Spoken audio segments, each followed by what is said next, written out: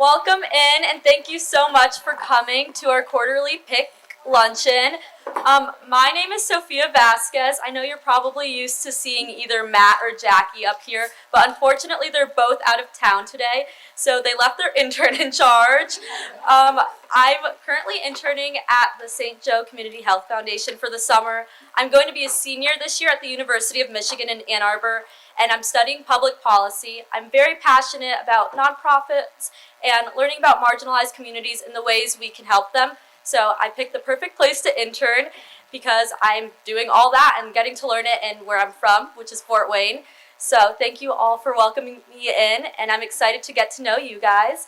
We're actually going to take the time to pass around the microphone. If you can just take a second and introduce yourself, what organization you're with, and if you guys have any special announcements or events with your organization, feel free to include that. So we're just going to pass the microphone around the room. You kind of have to speak closely to it.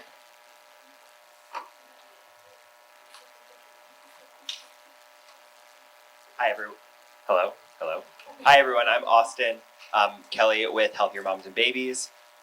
I am the Fatherhood and Diaper Distribution Supervisor.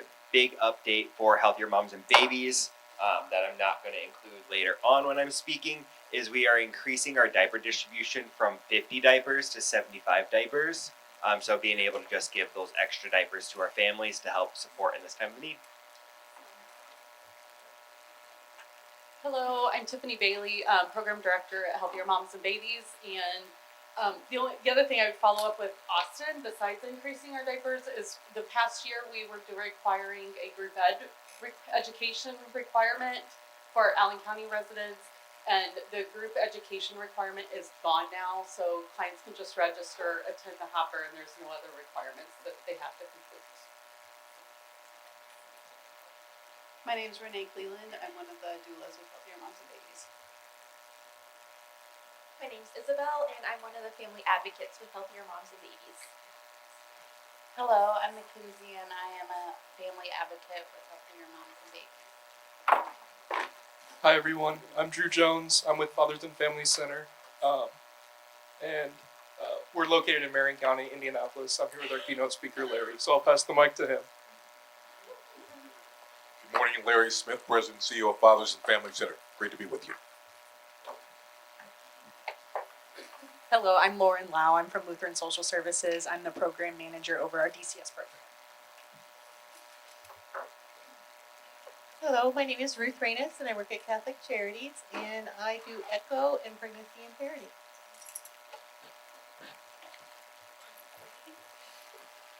Vicki Stevenson, Associated Churches. Sherry Manella, Associated Churches, Baby's Closet for both of us. Hello, my name is Joe Martin. I'm from a Hope Center, and I am in charge of the men's program coordinator. I'm Teresa Barker, and I am the Director of Client Services at Hope Center. Renetta Wiley, and I'm with New Mercies. We host children during times of parental instability. Hi, I'm Maria Charland, Professor of Nursing at Huntington University. Used to be with Healthier Moms and Babies. Hi, Taylor Yoder, Executive Director at Macmillan Health. Hi, Sabrina Marcus Dracely, Director of Development and Marketing at Macmillan Health. And if you don't know, we have a completely free app called Healthy Tomorrow for Apple and Android users for any parent or mother looking for more information about what to expect during pregnancy, how to have a healthy pregnancy, and bringing baby home. And then we have various locations here in Fort Wayne and those surrounding counties where they can earn badges to turn in for free diapers and wipes. Hi, I'm Mike Locke, health educator and trainer at Macmillan Health. Hi, A with Parkview Community Nursing, one of the community health workers. Brittany Dance, community health worker with Parkview Health. Hi, my name is Kiki Hunter Davis. I am with Parkview Community Nursing, and I am also the Safe Sleep Coordinator for Parkview. And I'm Deb Lelling, and I am the manager for Parkview Community Nursing and the Ronald McDonald Care Mobile. Christy Fawcett, I'm an RN with Parkview Homeless Outreach. Chris Howell with Homeless Outreach with Parkview. My name is Tony, with Parkview Community Nursing, Homeless Outreach. I am Brittany Fields. I'm with DCS and the foster care side. One of our big news, we're always looking for foster parents. So if anybody is interested or want to be a foster parent and or respite or to want to help foster children in any way, you could come see us three because that is what we're all here for. And I'm going to pass it over. Melissa Stalter, DCS, foster care. Letitia Akoff, DCS, foster care. Jamia Freeman, certified community health worker with Healthways Alliance. Nastasha McCullum with Catholic Charities. Sydney Wilson with Parkview Women and Children's Outreach. Melissa Keith, nurse navigator at Parkview. Hi, Cherie Smith, nurse navigator at Parkview. Andrea Caldwell, DCS. Erin Edmonds, DCS. Jeannie Stroh with DCS. Elena Schultz, Northeastern Indiana FIMR coordinator. Britte Nihart, Northeast Indiana FIMR coordinator. Karen Descala from Christ Child Society of Fort Wayne. Leah Bogut-Schutz, also from Christ Child Society of Fort Wayne. Perfect. Thank you all for doing that. It's great to see the variety of organizations we have here today. Alrighty. Next up, we're going to have Britte Nihart, who's going to be giving us some data about the fetal infant mortality.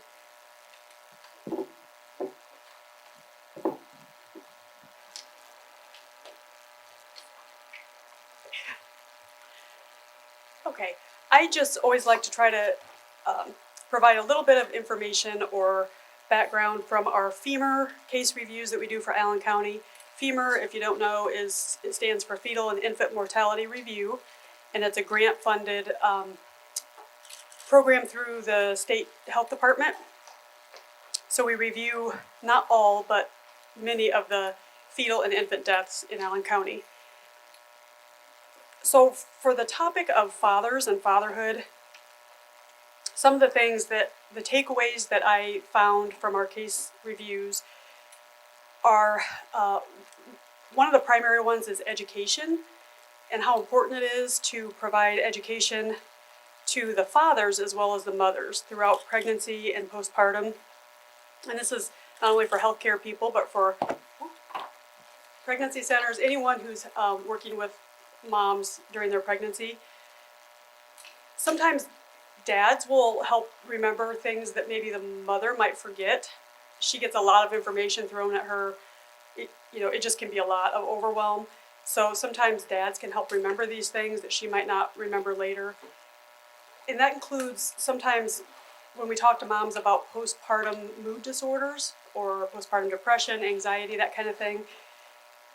When I used to work more directly with moms and dads, I used to specifically tell dads to try to remember the signs and symptoms that they might see, because sometimes moms, when they're in it, don't recognize that they are in it. They think, oh, yeah, this is hard, but it's just because I just had a baby, it's supposed to be hard, I'm fine. They kind of blow it off. But if dads notice the signs and symptoms of postpartum depression or any kind of mood disorder, they typically know, okay, you say you're fine, but you're not fine. Something's not right. You're not you. You're not your normal self. And so I would encourage dads to, if she won't call the OB to report, those kind of concerns, I would encourage him to call and just explain the situation. She says she's fine, but I don't think she's fine. What should we do? So that's one example. And then another area is with just support. Studies suggest that 10 to 25% of men will experience a postpartum mood disorder within the first year after a child's birth. And the risk rises to about 50% if the woman has been diagnosed with a postpartum mood disorder. So mom gets screened, hopefully, at her postpartum visits and sometimes even at the pediatrician visits, but nobody's screening dads. So they kind of tend to suffer silently, and no one addresses it. Nobody asks them if they're doing okay. And a lot of men are just better at hiding their feelings. Man up, be tough. Just you're here to support her. It's all about her. So just let it be.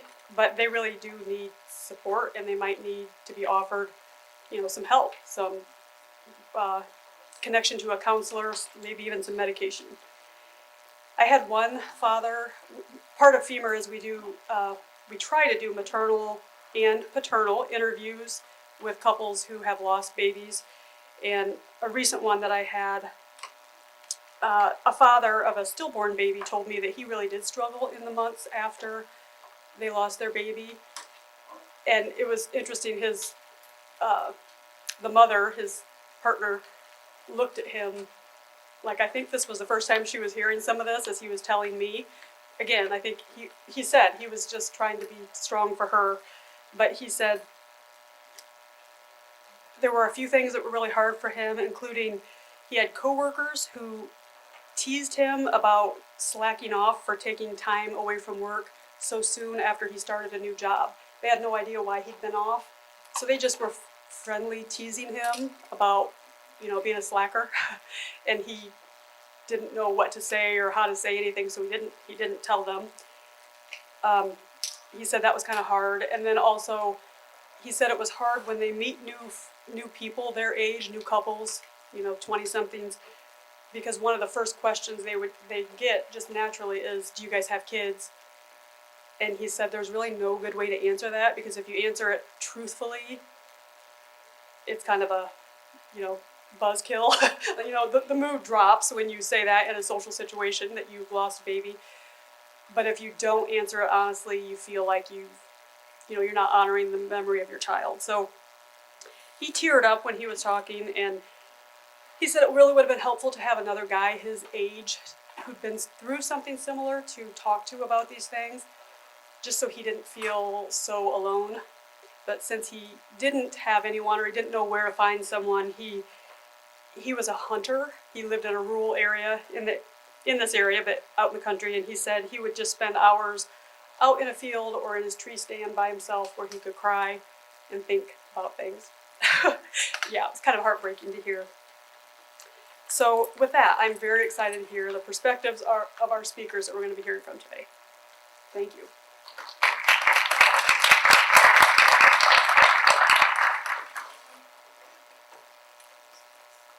Thank you so much, Britte. Alrighty, and with that, I would like to introduce our keynote speaker that we have, Larry Smith. Larry is president and CEO of Fathers and Family Center, and it was founded in 1993. It is one of the nation's premier organizations that serves fathers of all ages, races, and socioeconomic backgrounds, from assisting with high school equivalency completion, to expungement, to job replacement, to strengthening bonds between dads and their children. The organization equips fathers and empowers families so that children can thrive. FFC has served roughly 27,000 fathers during the past 3 decades. Prior to his current role, Larry was Director of Development for the Hamilton County Community Foundation, an affiliate of the Central Indiana Community Foundation. He is also founder and CEO of Leading Edge Advisory Firm, a multifaceted consultancy that he created in 2009. LEAF equips leaders who wish to improve their organization's efficiency and efficiency.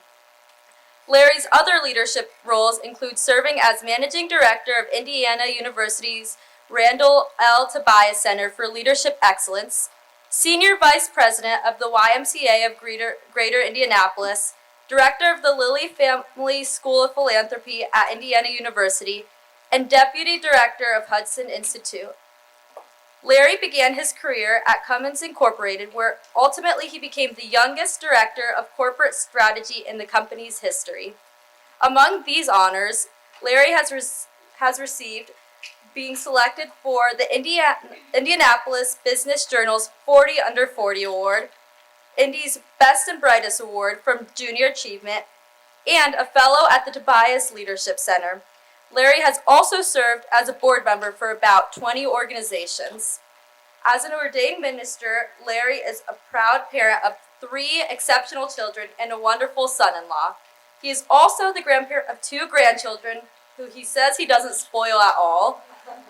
Larry earned a bachelor in history from Williams College, where he was a Lehman Scholar, and he also earned an MS in management from Stanford Business School, where he is a Sloan Fellow.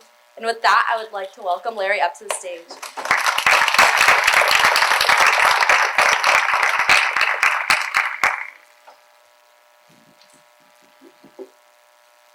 This one? Yeah, it's on. Okay, great. Good afternoon, everybody. You do better than that. I'm a recovering Baptist preacher, right? So, in the African American church, we have something called call and response. Right? So, the louder you are, and the more responsive you are, the shorter I will be. So, good afternoon. Good afternoon. I was reading, and I loved your wonderful signs on the of the pizza boxes over there, especially the one that says meat free. As a devout carnivore, meat should always be free. But it's wonderful to be here with you today in Summit City. Love Fort Wayne. I think we are all ready to get started. So this is one of my favorite pictures. Of the big-headed boy on the left here, and in the middle is my cousin Corey. The end is my brother Delon. Corey, we grew up more as brothers than cousins. A lot I could tell this young man about what all 3 of us, in terms of what would happen in our lives. Our fathers were not involved in our lives, and now for my cousin, his dad ended up, actually both of our dads ended up having essentially a second family, and were both more involved in their other kids' lives, younger ones, than they were in ours. And today I'm also the legal guardian for my brother with the Band-Aid on his head. He has, Delon, he has some developmental challenges. But we'll talk a little bit about, essentially this is what compelled me to get into this work because of fathers. So, I won't go through all of this, but grew up in inner city Indianapolis. Anybody from Indy or familiar with Indy? I'm very excited. Grew up on the east side of Indy. The infamous east side, 46218 area code, zip code. And it was just interesting. So my parents were divorced when I was very, very young, 4 or 5. Like I said, my father was not involved in my life. And then I became a father at 16 years old. So today, my oldest is 39. Celebrates 13, maybe 14 years of marriage this year, and two grandkids, 6-year-old son, and tomorrow my granddaughter will be 5. So I understand that my life could have been very, very different than it is today, but by God's grace, I was always pretty strong academically. So ended up becoming a first-generation college student. Enrolled and graduated from Williams College in Massachusetts, founded in 1793, 1 year before the Fort Wayne was founded here. And that really changed the whole trajectory of my life. I always tell people I didn't know I was poor until I went to Williams. So just to give you an example, this name, Hal Steinberg, probably means nothing to you, but he owns this tiny little team called the New York Yankees. So he's a billionaire. So we ran tracks together. So these are the types of folks I went to school with. Me, poor little public school and high school financial aid kid, hanging out with millionaires and billionaires. It was really a life-altering experience. After graduating, went to Cummins. Great company, was there for 11 years. And by the way, I sent this presentation to Jackie, and so feel free to take notes if you don't have to, but I'm sure that they can email it to you. Great career there, moved quickly through the ranks, ended up on something we call a high potential list in corporate America. Lily has and Cummins, all these companies. This is essentially a literal list of people who are going to be sort of the next generation of senior leaders. There's certain perks that come with that, a lot of money, stock options, profit sharing. One benefit is what we call educational leave, full sponsorship. So that means they'll pay for grad school, law school, business school. I decided to go to business school. Only applied to 2, MIT and Stanford, got into both. I had done my time in Massachusetts, so I said, well, let me go to the other coast. Met my now, unfortunately, former wife there in grad school. She was working on her PhD in higher ed. But at 32, youngest director of corporate strategy, 6-figure stock options, profit sharing, flying on the corporate jet with my boss, who was the CFO at the time. We all knew that he was the anointed one, so he retired about 3.5 years ago as chairman and CEO. Only one problem. I hated my job. I accepted the call to the ministry shortly after graduating from business school and decided that I needed to leave corporate America. Corporate America is fun. Nothing wrong with that. I just knew God had a different plan for me. So I literally had a crisis of conscience. I thought about my epitaph and I realized Larry Smith made a lot of money, but he didn't make a difference. I wanted to make a difference. So I left corporate to go to the nonprofit sector. So I've been around, I'm old, so I've been around in the working world for 34 years now. And I'll talk about the services that we offer here at Fathers and Families. So Fathers and Family Center was founded in 1993 as a part of what was then Wisher Hospital. Everybody there like me remember Wisher Hospital? Or I used to have to. Wisher Hospital as the Father Resource Program. A few years later, we became a separate 501c3 organization as we are today. We are an independent 501c3 organization, but in nonprofit legalese, we are a supported organization of Eskenazi Health. Our mission is to equip fathers and empower families so that children thrive. So ultimately, we're trying to affect the lives of children. We do that by affecting the lives of fathers. Last year, we served about 1,200 dads. That was a record. 27,000 dads or so in the last 3 decades. I'm just the second president and CEO, by the way. So my predecessor was there for 29 or 33 years.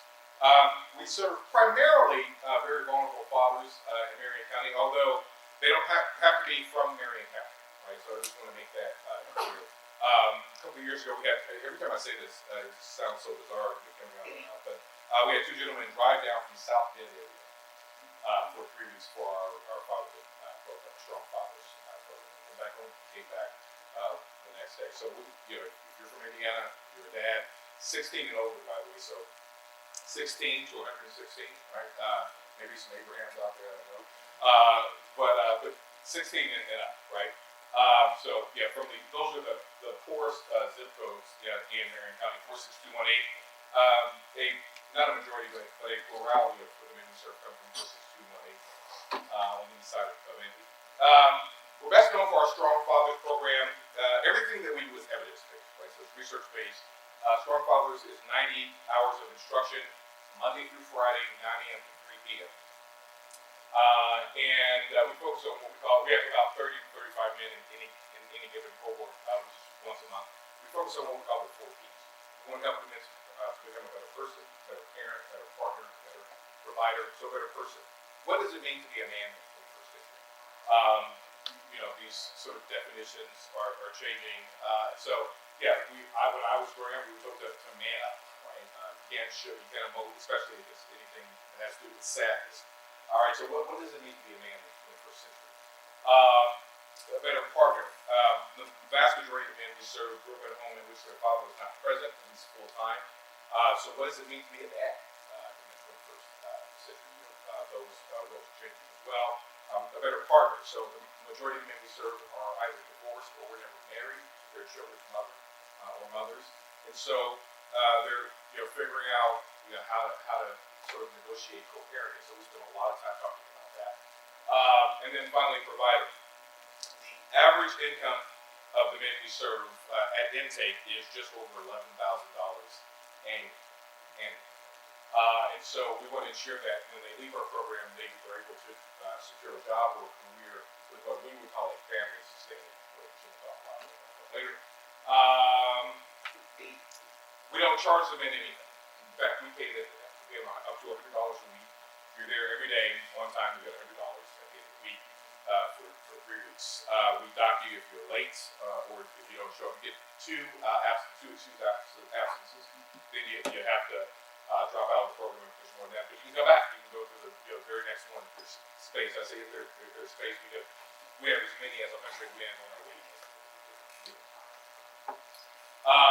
In any given cohort, 40 to 70% of the men are formerly incarcerated. They're returning citizens. We talk a lot about that. Our recidivism rate averages about 6.7% over the last 3 years. That's one of our proudest stats because for Marion County overall, it's 45%. And most of the men who do go back are violated. They haven't been another crime. So let me give you a very specific example. This happened not too long ago. So you have an ankle monitor. You can go to work. You can go to family center. You can go home. But you're the caretaker for your parents. And so parents you eat, right? So you go to the grocery store. Now your parole officer can see where you are, right? But the grocery store is not on the approved list. So if he or she is a jerk, they can violate you, which means you go back to jail, right?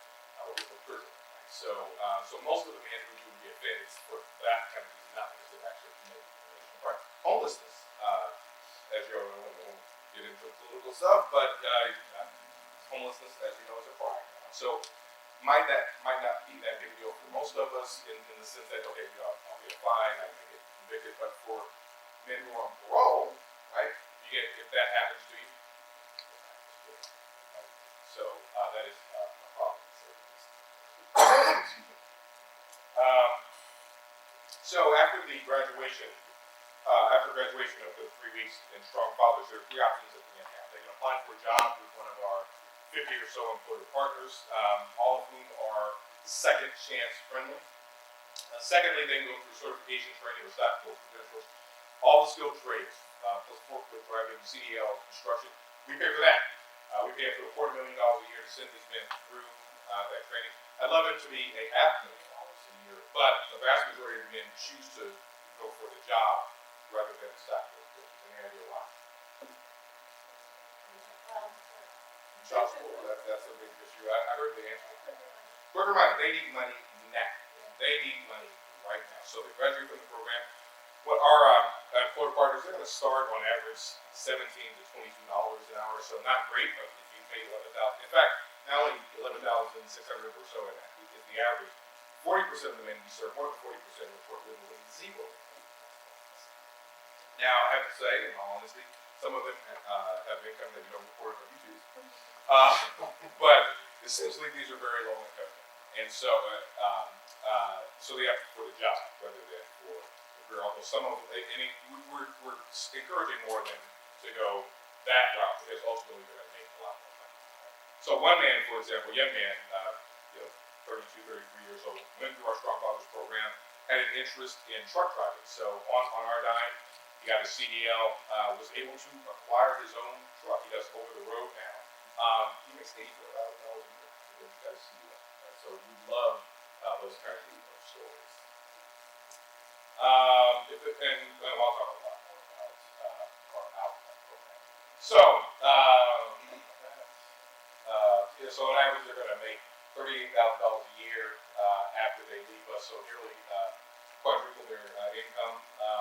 But still, they're lower than MIT's living wage calculator says they should be, which is should be around $55,000 a year for family form. So our ongoing challenge is connecting fathers with jobs that pay a living wage. Tragically, the criminal legal system complicates that goal for a lot of the men we serve. We have a lot of other programs. We have a pretty comprehensive. I just got back offerings. I just got back from Bethesda, Maryland, the Fatherhood conference I went in April to one in LA. Both of these are very, very long-standing conferences, 27, 28 years they've been going on. So I get a chance to see around the country other programs, whether they're nonprofit organizations or government programs, depending on where you are. And we stack up pretty favorably. There are very, very, very few programs that offer this sort of comprehensive suite of services. So high school equivalency, if you did not graduate from high school and you want they keep going back and forth between TV and HSE, so right now it's HSE. We work with Warren Township in Indianapolis. You can get your high school equivalency. 2 weeks ago we had 14 men graduate with their HSEs, and which was more than any other organization in Marion County. One of our graduates was spoke at graduation as well. By the way, I forgot to mention that the partner, the wife, girlfriend, partner of the man is eligible for everything of the man. Right? So we've had at least one partner get her HSE on us. A couple of cohorts ago, we had a mother of a 17-year-old who wanted her HSE to pay for that. And so the partners are healthy couples. So we take surveys.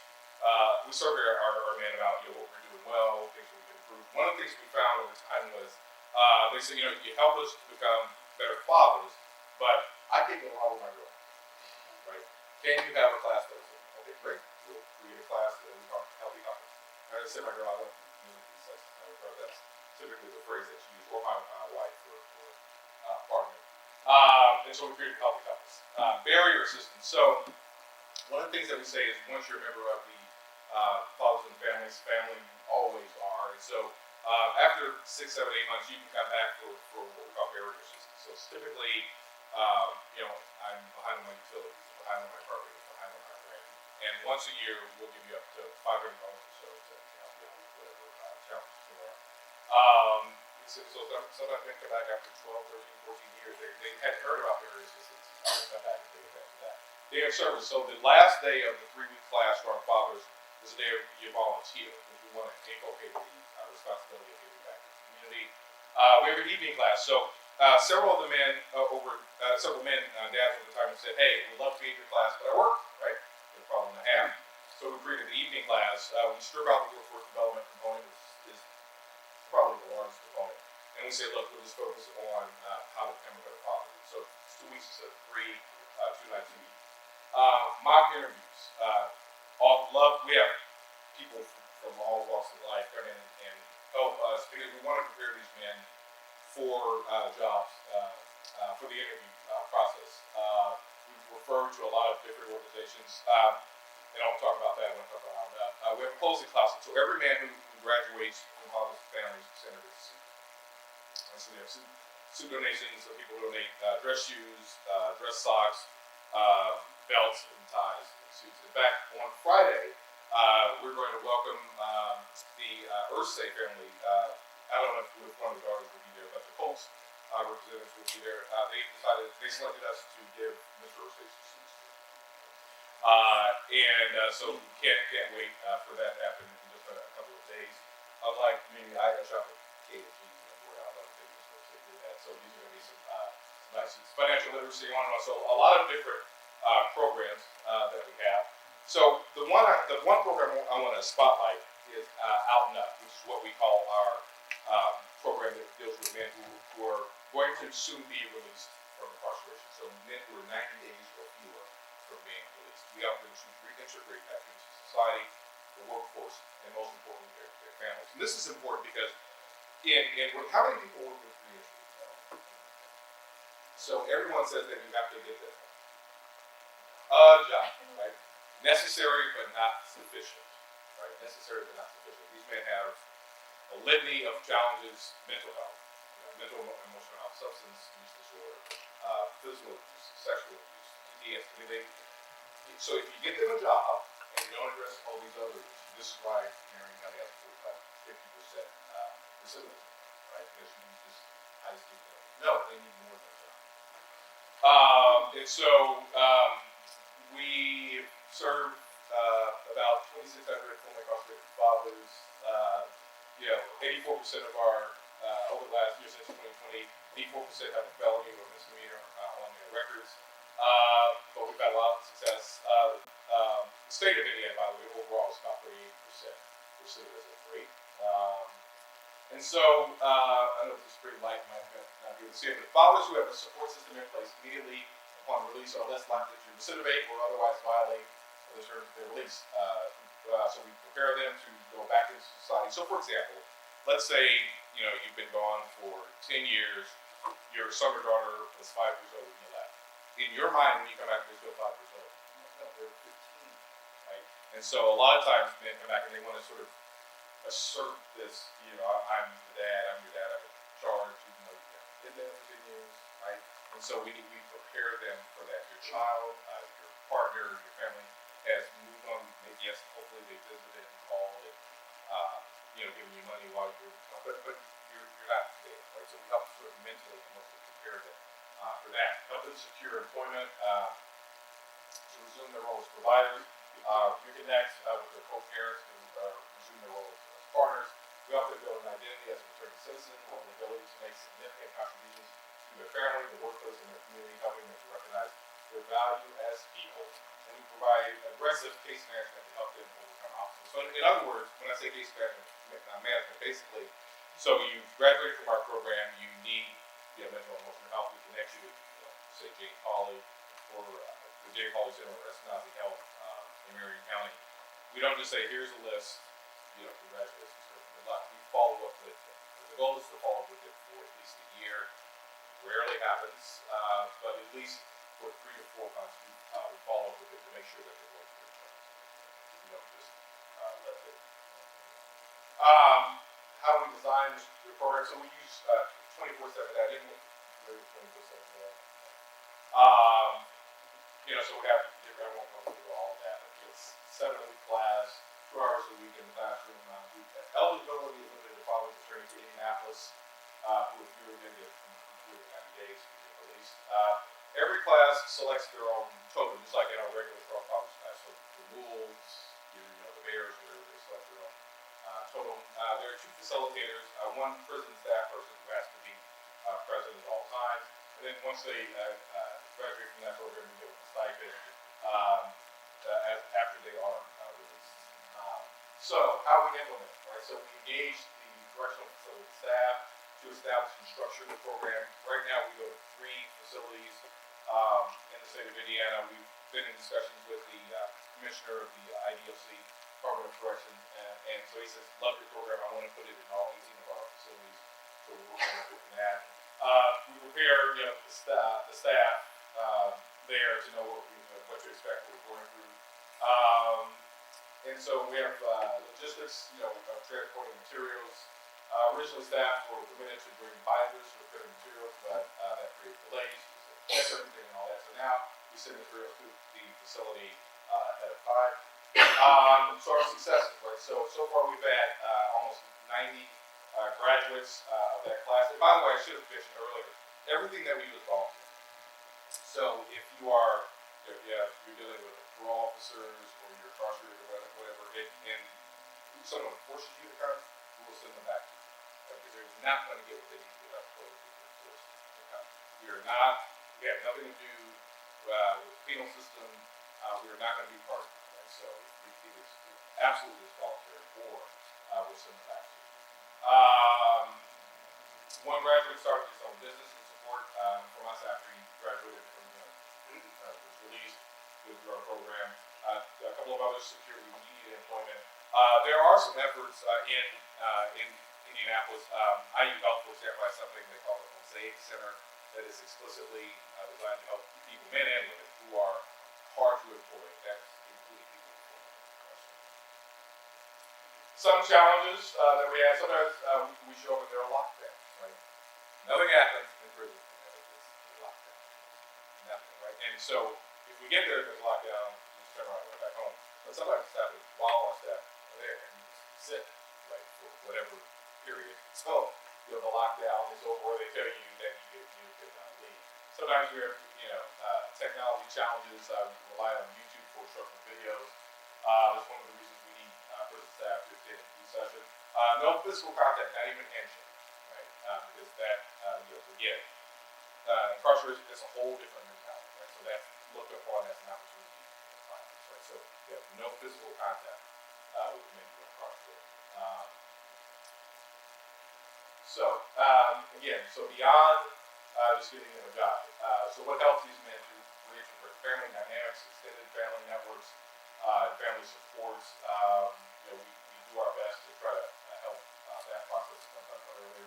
Childcare and caregiving responsibilities, incredibly important. And cultural values around loyalty, community, and kinship. Religion, spirituality, also very important. That certainly doesn't have to be Christian, Muslim, Hindu, whatever the case may be. Religious services as social support, positive outlets. Just read Bryson, we heard a story on NPR about a man who he's Rastafarian. You know anything about Rastafarianism? You don't cut your hair. So they forced this man, the penal system, forced them to the care and sued, lost the case. Just off. We respect everyone of all religions or no. Mental health, again, we talked about that, and getting them the help that they need, and then education and academics. And so we have partnerships, for example, with Ivy Tech Community College, and others to make sure that if they want to pursue post-secondary, they can do that. All right, so we, and this is the last portion of what I have to talk about. So we tell our story a lot, but we realize that it's important to have others tell our story. So we commissioned a research project with the Public Policy Institute at Indiana University of Indianapolis, IUIndy. Will always be me, but IUIndy. And so we had, so our question was, okay, so we do all this stuff, but so what, right? So the numbers only tell part of the story, the number of widgets we produce. A lot of widgets, right? But that doesn't tell the whole story. The question is really, what is our impact? So not just outputs, but outcomes, right? And so the story of this is sort of how we answer these questions in partnership with the IUPPI. What actual questions? So this is what when we went to the DPI, we helped. They helped us to determine what actual questions we sought to answer, who helped us to answer our questions, how we paid for the effort, how we mapped out our path. This is going to explain all of this. So one question is, what economic impact does our work generate for the city of Indianapolis, if any? Right? We should assume that there was, and so that was one question. What is our return on investment for donors and grant holders? Right? So we are about 70% grant dependent. When I arrived at the center in 2022, August of 2022, we had a budget of around $2 million a year. Now we're at about $4.5 million a year. And so those donors and the grant, which are primarily institutional groups, not individual groups, so primarily foundations, United Way, and some other organizations, and some corporate funders. What are we getting for our money? What is our And is what we do helping fathers improve along all four of our divisions, person, parent, partner, provider. And so, okay, so the easiest question first. What is the economic impact? So InPlan is a software program that we work with. So based on our direct expenditures, how much economic activity did we help the local economy generate? So every dollar we spend is paid to someone who uses it to buy their own stuff. InPlan helps us map out how our expenditures ripple throughout the economy. So direct effects, what did we spend, and direct effects, business to business or B2B expenditures that result from what we spend, induced effects, what employees of those businesses spend, right? So related, what impact did the wages we help participants earn have on the local economy? So, for example, from 2023 and 2024, which is when the study was done, we generated new wages of $1.8 million, right there, sort of back into the community. So how did that help the community? So related to the first question, what is a donor's return on investment? So for every dollar donated to FFC, what economic impact is generated in Indianapolis? I can tell you that for every $100 invested, you get $147 of economic output. So we must therefore demonstrate to our funders that we are a good investment. Anybody know roughly how many 501c3 organizations there are in the U.S.?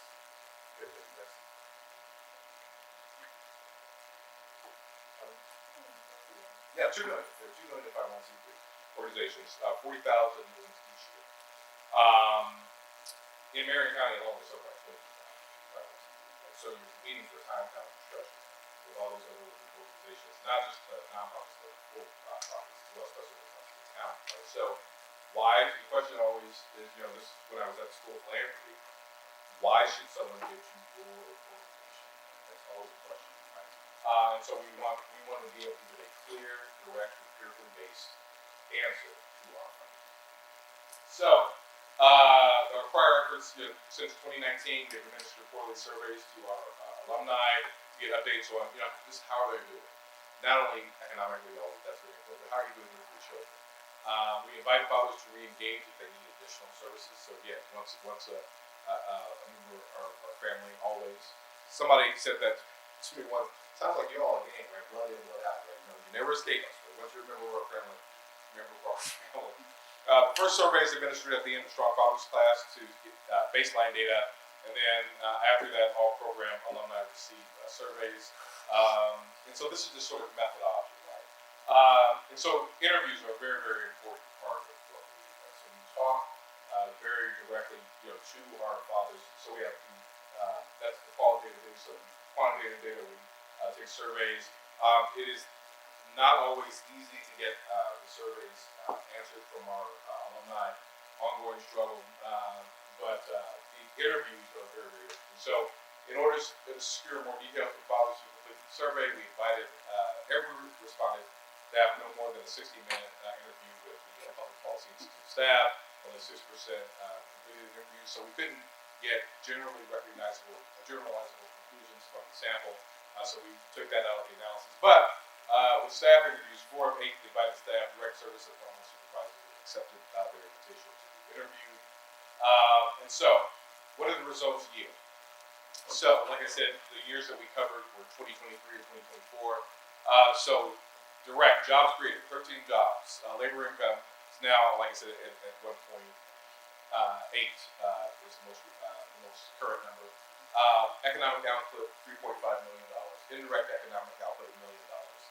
Induced, $623,000. So a total in 2023 of $5.1 million of economic output from the work we did with our head. 18 jobs in 2024, 18 jobs. You see these numbers here. And so,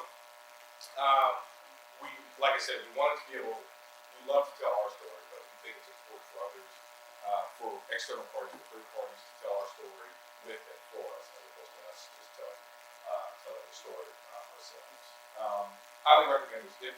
If your organization, if there are some academic institutions here, I know that there's IV4 rates. Okay, yeah. So talk to them there or down in Marion County or Bloomington as well. New wages earned.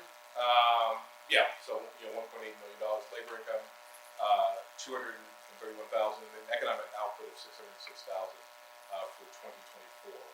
And so we're just excited about this data because it's one thing to get up every day and believe that you are making a difference. It's another thing when the numbers actually say that you are making a difference.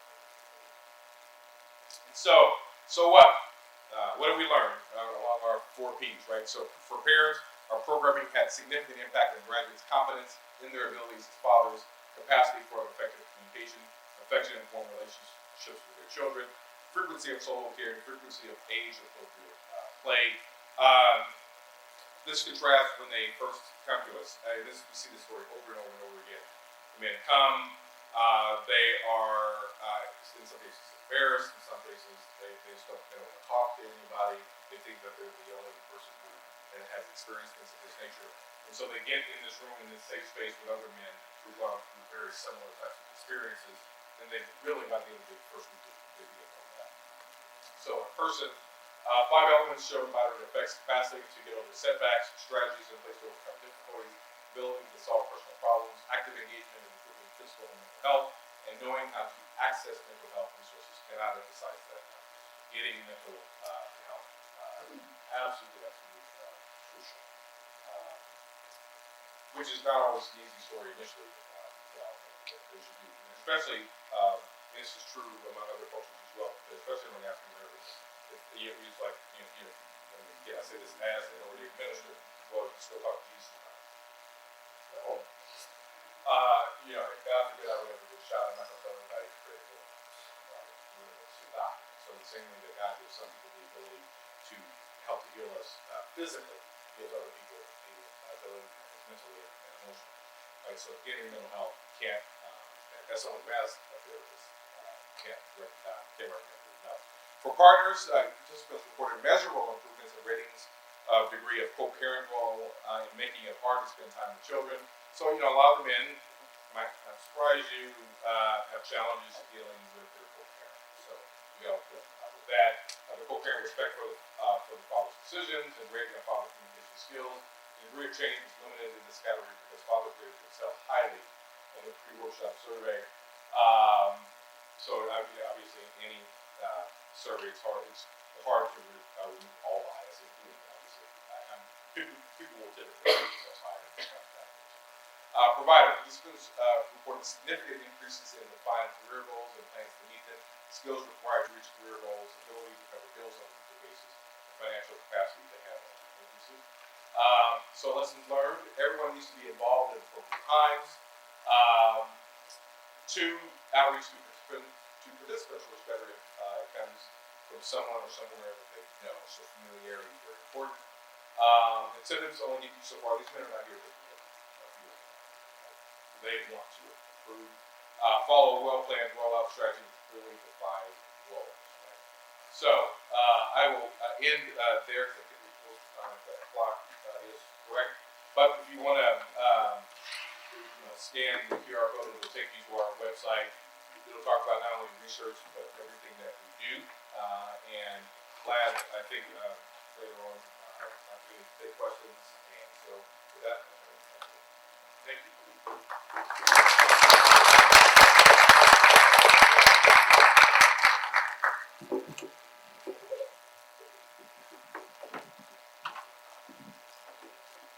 Alrighty, thank you so much, Larry. That was amazing. Next, we have another speaker. We are going to bring up Austin Kelly, who is the Fatherhood and Diaper Distribution Supervisor with Healthier Moms and Babies. With over 7 years of leadership experience in nonprofit program development, team training, and community engagement, he is passionate about advancing family well-being and improving maternal and child health through actively engaging fathers and male caregivers.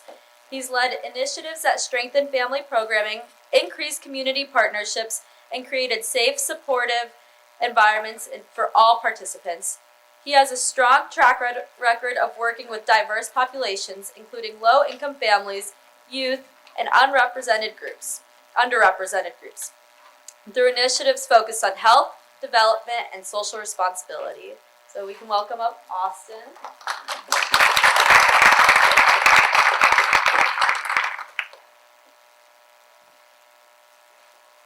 Alright, can you hear me without the microphone? The camera cannot. Camera cannot. Okay, thank you. Alright, hi everyone. I am Austin Kelly. As we know, I'm the Fatherhood and Diaper Distribution Supervisor for Healthier Moms and Babies. I know a lot of you are familiar with Healthier Moms and Babies, so I'll cut through some of this material and then we'll focus on the fatherhood stuff more specifically. But I'm also a father of two. I have a 3-year-old and a recent 9-month-old who is keeping us up late at night. So, bear with me a little bit. So, at Healthier Moms and Babies, our mission is to prevent infant mortality and improve pregnancy outcomes within our community. And we've been doing this for several years now in this community. The why we are doing this, as you guys know, Indiana has the 7th highest infant mortality rate in the United States. Allen County, specifically the 46806 zip code, has one of the highest infant mortality rates in the state. For every 1,000 infants born in Allen County, 6 will die before their first birthday. The leading cause of infant mortality include preterm labor, those abnormalities, preterm birth, and unsafe sleep practices. Everyone deserves a chance to live healthy, happy lives. That is why we are wholeheartedly supporting families of all sizes, structures, cultures, and experiences. When we uplift our most vulnerable families, we uplift our entire community and those generations to come. And how we do this is through our Home Food program. We provide that education and mentorship to those high-risk families in pregnancy until and after the birth of the baby, and addressing the leading causes of infant and maternal mortality, empowering our mothers, dads, and caregivers. All this stuff is on the slide, as you can see. We do really care about making sure that we give families the right resources, the right support, and that we are helping them become self-sufficient and being able to thrive through the first several years that they have their baby, but then also for the rest of their lives. We do everything we can to meet families where they are, and we receive referrals from our partner organizations, health systems, and just word of mouth. So a little bit more of the specific programs that we have here at Healthier Moms and Babies. So we have our Nurse Family Partnership and our Healthy Start Home Visiting. We have our maternal mental health services. We have our doula services and our women's health services. Our fatherhood program, which is me, but then also our diaper distribution supervisor, which is also me, in working and helping to facilitate those. So why are we including dads in this? So we've seen that a mother is 1.5 times more likely to see prenatal care within that first trimester if there's an active, engaged partner, father of the baby. So that's one of those leading causes that can really help reduce that infant and maternal mortality. It also has that support person to be able to help support through that postpartum depression stage that we've heard about. Also better outcomes with starting and continuing breastfeeding, which as we know has helped reduce that infant mortality. And then also just the overall health outcomes between the birthing process, from reducing the preterm labor to reducing the NICU stays, increasing the birth weight, all of those things. When we have that active prenatal care, when fathers are engaged, we're seeing that increase in care and that decrease in the infant maternal mortality. So how we are doing this at Healthier Moms and Babies. So we're approaching it from 3 different angles. So we do have groups that we are facilitating. So we are working with dads utilizing the 24/7 dad curriculum, which I'll kind of talk about a little bit later. And with those, right now it's set up as 6-week sessions, just connecting with dads for 2 hours at our local YMCA over at the Renaissance Point YMCA. There is free childcare, but then there's also the ability for dad to have some self-care for himself and be able to utilize the facility as well, knowing that that's an important part of dad's health and making sure that he can support the families as well. We do offer case management, so I can do that one-on-one home visiting aspect for those that are really in need, but then also we are just building that community, right? So a lot of dads, as we've heard, feel alone. They don't feel like they have anyone else that they can really go to, but we really want to be fixing that and addressing that and showing them that there is more people out there that have had similar experiences that want to be able to support them and have someone else to support themselves. So with all this, we are relatively new with restarting this program. I know we've had it before, but we are bringing it back. So we are looking to also bring in kind of more of a focus group of other dads to figure out exactly what they're needing. Also, we can just call it out. I'm a white male. I don't represent necessarily the most of our community or some of our community that we're really trying to serve. So we are looking for a diverse population that we can really be able to engage with, connect with, to build relationships, to have mentors so that we can build this community for others. This was not the right slides that I said. My bad. Okay. So I'm not going to be showing the part of the 24/7 dads, but some of the big things that they have on that, it does focus on men's mental health. That's a really big component of it.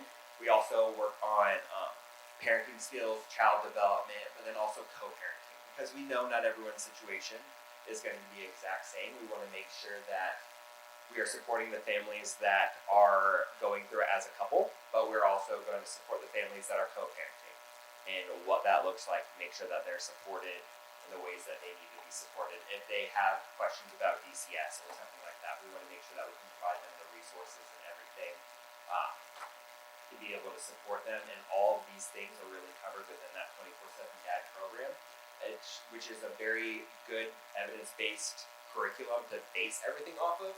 But then in addition to that, we can tailor the program to the needs of the actual father. So we are starting to work with Fort Wayne Community Schools to figure out how we can help support those teen dads as well, as something that we're hoping to be able to start doing here in the future as well.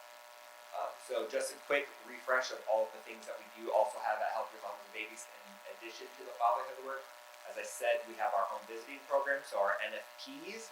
That's our nurse family partnership. That goes with the prenatal mothers through the first 2 years of the baby's lives. They are with a registered nurse, and we serve pretty much all of Northeast Indiana. With our home visiting, our Healthy Start, we're focusing in those Healthy Start zip codes. We have several family advocates which help mothers of first time or multiple children be able to get support for the first 18 months of the baby's life. In addition to that, we are now giving the 75 diapers to each of these participants, and then after they graduate from our program, they can participate in our mobile distribution as well to get that 75 diapers. Here are some of the other things that we are covering within our home visiting, everything from count the kicks to safe sleep, really just focusing on all of those additional resources and knowledge that we need to make sure that all of our community is knowledgeable about, so that we can really work on this and fit in maternal mortality that we're seeing here in Allen County and in Northeast Indiana.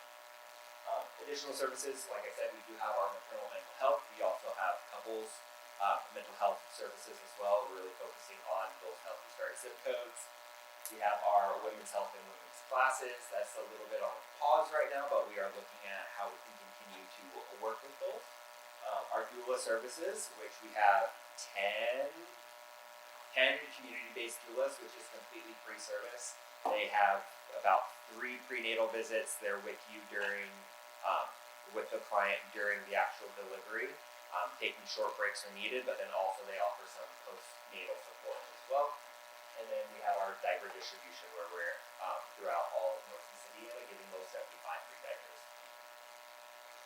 If anyone is interested in our programs, you can simply go to our website, which is hmbindiana.org. No, healthiermomsandbabies.org. On the top right corner, you'll see the find support, and you can get support from them. We are looking specifically for fathers that are within that first 2 years of baby's life. So prenatal or up to 2 years, but the curriculum that we do have is geared towards all fathers. So as of right now, what we're focusing on is that Healthy Start first 2 years of life, prenatally and 2 years of life, but the curriculum can have room to grow as well. If you have any questions, you can contact me at Healthy Moms and Babies, and I think we're all set.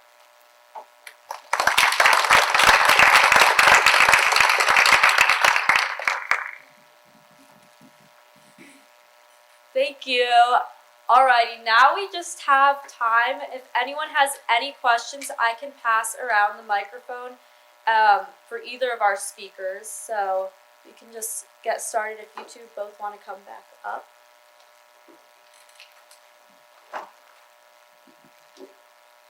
And if anyone has a question.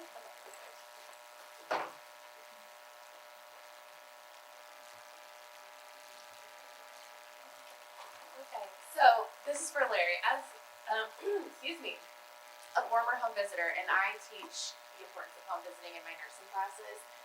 We talk a lot about NFP, but in general, the research supports that. I'm curious though, since I'm super familiar with Healthier Moms and Babies and the great work there, what are you doing in Indy with your fathers and their partners, like during that prenatal period, maybe to support them so they grow along with their partners during that journey?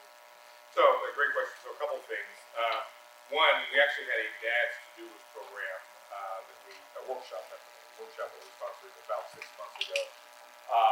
And we're actually hoping to get funding to set up a full-time program. We applied to one of our funders. We're not selected for that grant program, but that's one thing that we want to do that full-time. Another thing is Dr. Levi Funches, who is a neonatologist for IU Health, Wiley, I think that's Nazi as well, is on our board. He does a lot of programs with that, workshops, with that, so like back to sleep and things of that nature. And infant immature. So just so you all are aware, IU Health, for example, is May 26 and 27 infant and maternal health focus. So we work with them on that as well. So yeah, definitely we want to ensure that they understand the role that they play, that they should play in prenatal. Any other questions right now?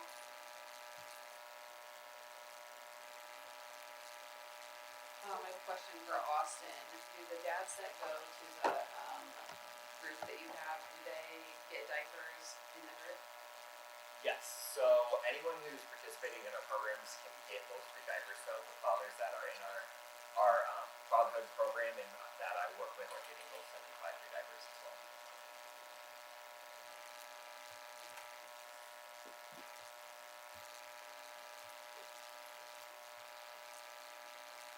Hi, this is for Larry. Is it too late to register for the the dad's conference in October? No, actually, we just talked about that on the way up, Drew and I. We haven't even really started advertising heavily for it, but that's all thank you. So October 7th at the Marriott North, which, if you know Indy, it's off 96th and Keystone, is where it's going to be. So soon you'll be able to register, but it's October the 7th. Thank you for asking.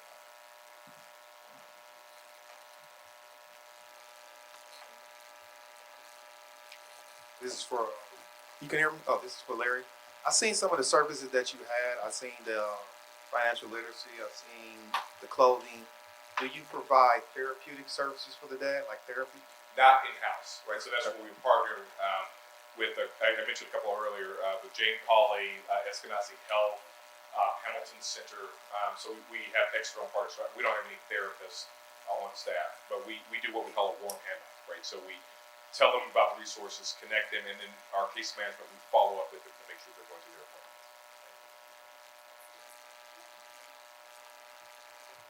Hi, I'm Brittany. This is for Austin. In regards to the 75 diapers,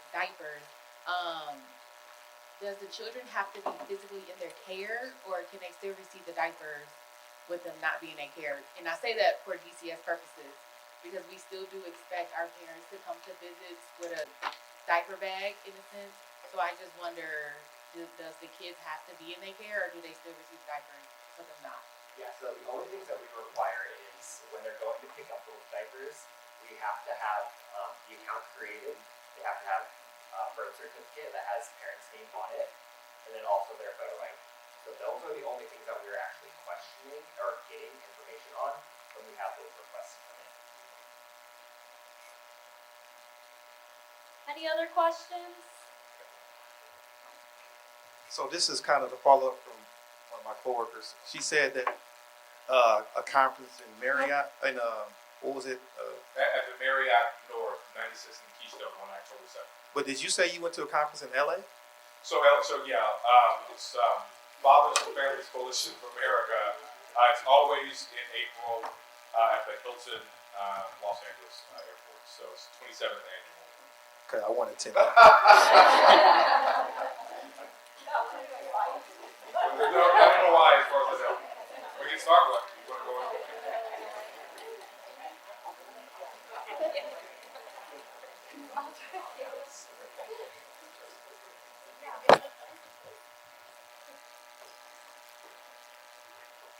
Hi, my question is for Larry.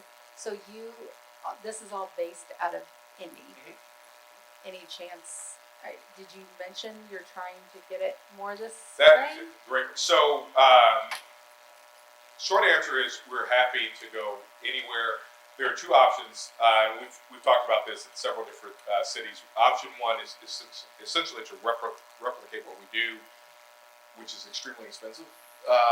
And so another option is to do a train-the-trainer program, which is a lot more cost-effective for most organizations. The only requirement there is to be certified by us annually. But yeah, we are happy to do our best to train other people to do the kinds of things we do.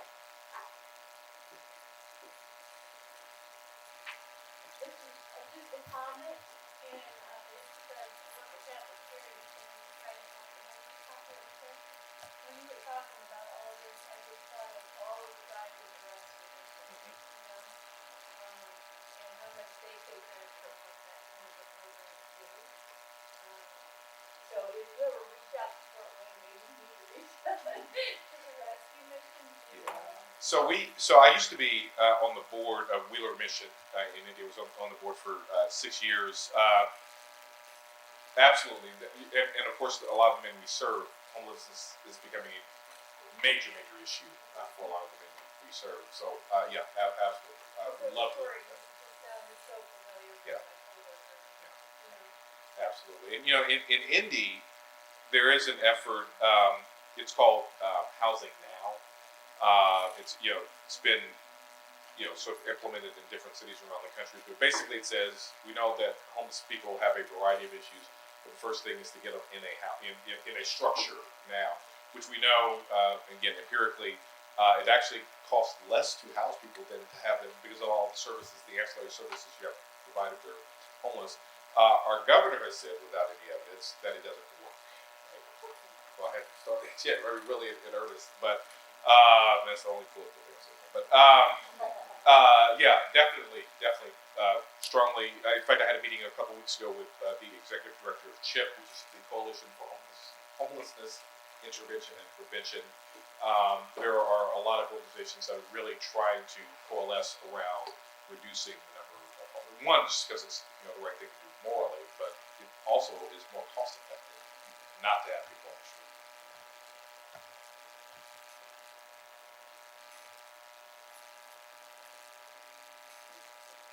Any other questions? Okay, then I think that's gonna wrap things up. Thank you all so much for coming. It means a lot, and thank you for taking the time out of your day. If you guys could please take a couple minutes to fill out those surveys, there should be one at every seat. We'd be very thankful for that. It helps everyone a lot in planning the next luncheon. And yeah, have a great day, and thank you so much for coming.